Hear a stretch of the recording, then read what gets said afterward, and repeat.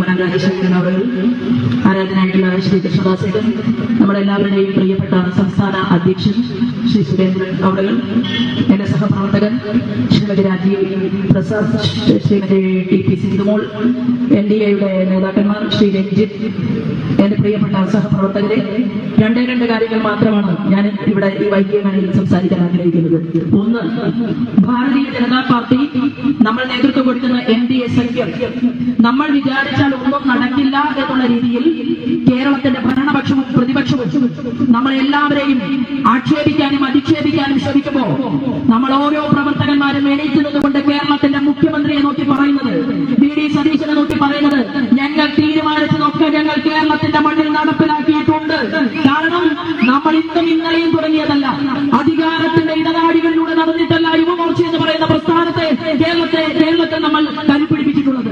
ഭാരതീയ ജനതാ പാർട്ടിക്ക് 10 പേർ കൊണ്ടുപിടിക്കാൻ ഇല്ലാത്ത കാലഘട്ടത്തിൽ നമ്മൾ എല്ലാവരും ഒരുമിച്ച് തുടങ്ങിയിട്ടുണ്ടെങ്കിൽ കഴിഞ്ഞ അസംബ്ലി തെരഞ്ഞെടുപ്പിലും അതിന് മുൻപുള്ള അസംബ്ലി തെരഞ്ഞെടുപ്പിലും ഞാൻ ഉൾപ്പെടെ ശ്രീമാൻ സുരേന്ദ്രൻ ഉൾപ്പെടെയുള്ള 7 പേരെ കേരളത്തിന്റെ നിയമസഭയുടെ പുറത്ത് 2ാം സ്ഥാനത്ത് നിർത്താൻ വേണ്ടി കോൺഗ്രസും മാർക്സിസ്റ്റ് പാർട്ടിയും ഒന്നായിട്ടുണ്ടെങ്കിൽ ഈ വരാൻ പോകുന്ന പാർലമെന്റ് തെരഞ്ഞെടുപ്പിൽ നമ്മൾ തീരുമാനിച്ചത് നമ്മൾ കേരളത്തിന്റെ മണ്ണിൽ നടപ്പിലാക്കിയിട്ടുമെന്നുള്ള പ്രതിജ്ഞയുമായിട്ടാണ് ഈ യാത്ര കാസർഗോഡ് നിന്ന് ഈ യാത്ര തുടങ്ങുന്നത്.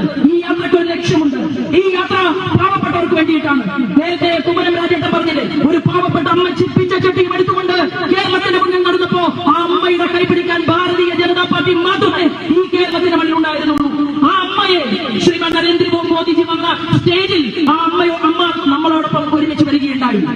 പാർശ്വവൽക്കരിക്കപ്പെട്ടവർക്ക് വേണ്ടി ശ്രീമാൻ കുമ്മനം രാജേട്ടൻ സംസ്ഥാന പ്രസിഡന്റായിരിക്കുന്ന സമയത്ത് ഇവിടെ ഇരിക്കുന്ന മുഴുവൻ ഞങ്ങളും ഒരുമിച്ച് നടന്നുകൊണ്ട് കേരളത്തിന്റെ തെരുവീതിയെ നമ്മൾ ഉയർത്തിയ ഒരു മുദ്രാവാക്യം ഉണ്ടായിരുന്നു. ഭൂമിയില്ലാത്തവർക്ക് ഭൂമിയും കുടിവെള്ളമില്ലാത്തവർക്ക് കുടിവെള്ളവും ഭക്ഷണമില്ലാത്തവരെ ഭക്ഷണവും എത്തിക്കാൻ. അന്ന് നമുക്ക് പ്രിയപ്പെട്ടവരെ, നമ്മുടെ ഈ രാജ്യത്തിന്റെ ഭരണകൂടത്തിന്റെ കാവൽക്കാരനായ ശ്രീമാൻ നരേന്ദ്രമോദിയുടെ സഹായ സഹകരണങ്ങൾ ഇന്നത്തെ പോലെ ഉണ്ടായിരുന്നില്ല എങ്കിൽ ഇന്ന് ജഗദീശ്വരൻ കനിഞ്ഞനുഗ്രഹിച്ചുകൊണ്ട് ഇസ്ലാം മതത്തിൽ വിശ്വസിക്കുന്നവരും ക്രിസ്ത്യൻ മതത്തിൽ വിശ്വസിക്കുന്നവരും നമ്മൾ ഹിന്ദു മതത്തിൽ വിശ്വസിക്കുന്നവരും പറയുകയാണ്, രാഷ്ട്രീയം എന്നുള്ളത് രാഷ്ട്രത്തെ സംബന്ധിക്കുന്നതാണ്. മതം എന്നുള്ളത് നന്മയിലേക്ക് നയിക്കാനുള്ള പാദം മാത്രമാണ്.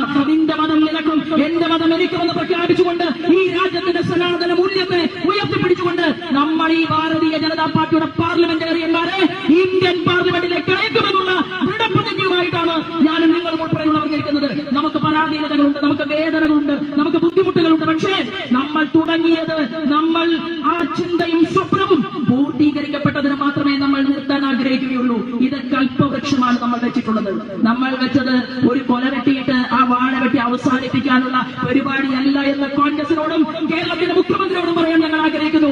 ഞങ്ങളുണ്ടല്ലോ, ഞങ്ങൾ വെച്ചിട്ടുള്ളത് 1ാം തരം തെങ്ങിന്റെ തൈയാണ്. അത് വളരുന്നുണ്ട്, വെള്ളമിടുന്നുണ്ട്, ഞങ്ങൾ വളമൊഴിക്കുന്നുണ്ട്, അതിനെ വേരുകെട്ടി ഞങ്ങൾ സംരക്ഷിക്കുന്നുണ്ട്.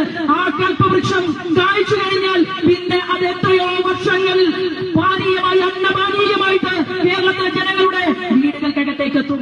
അത് എത്തിക്കുന്ന ദൃഢപ്രതിജ്ഞ എടുത്തുകൊണ്ടുള്ള ഈ യാത്രയെ നിങ്ങൾ ഓരോരുത്തരും സ്വീകരിക്കുകയും നമ്മൾ ഓരോരുത്തരും ഹൃദയത്തിൽ വെച്ചുകൊണ്ട് നമ്മുടെ നരേന്ദ്രമോദിജിയുടെ ഗ്യാരണ്ടിയെ പൂർത്തീകരിക്കാൻ വേണ്ടിയിട്ടാണ് ഞാനും നിങ്ങൾ നിൽക്കുന്നത്. ഒറ്റ കാര്യം, ശ്രീമാൻ സതീശൻ പറയുകയാണ്, ഞങ്ങളാണ് യഥാർത്ഥ പ്രതിപക്ഷം, ഞങ്ങളാണ് കേരളത്തിൽ അഴിമതിക്കെതിരെ നിൽക്കുന്നത്, ഞങ്ങൾ മാത്രമാണ് കേരളത്തിലുള്ളത്. ബഹുമാനപ്പെട്ട സതീശനോട് ഞങ്ങൾക്ക് പറയാനുള്ളത്, കരിമണൽ കർത്തയുടെ നോക്കുകൂലി വാങ്ങിയവരിൽ നിങ്ങളുമുണ്ട്, മാർക്സിസ്റ്റ് പാർട്ടിക്കാരുമുണ്ട്, ഉണ്ടല്ലോ. ഇനി എക്സാലോജിക് കമ്പനിയിൽ വീണയുടെ കമ്പനിയുടെ അഴിമതിയെ കുറിച്ച് കർണാടകയിൽ നിന്ന് ഇപ്പൊ ROC അന്വേഷണം നടത്തുന്നുണ്ടല്ലോ, അന്താരാഷ്ട്ര ബന്ധമുണ്ടല്ലോ. ED വരണ്ടേ?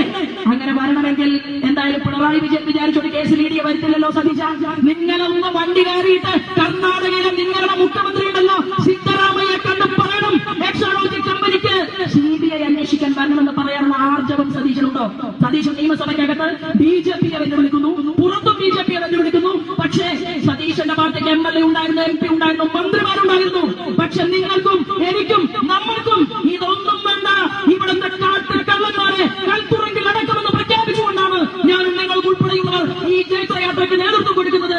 എല്ലാ സഹപ്രവർത്തകന്മാരും നമ്മുടെ ആ നാടുകൾക്ക് വേണ്ടി കാത്തിരിക്കണം എന്ന് മാത്രം പറഞ്ഞുകൊണ്ട് ഞാൻ നാടിന്റെ കൊച്ചുവാക്കുകൾ നിർത്തുന്നു.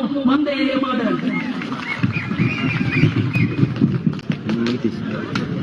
പ്രിയമുള്ളവരെ, ദേശീയ ജനാധിപത്യ സഖ്യത്തിന്റെ നേതൃത്വത്തിൽ നടക്കുന്ന ഈ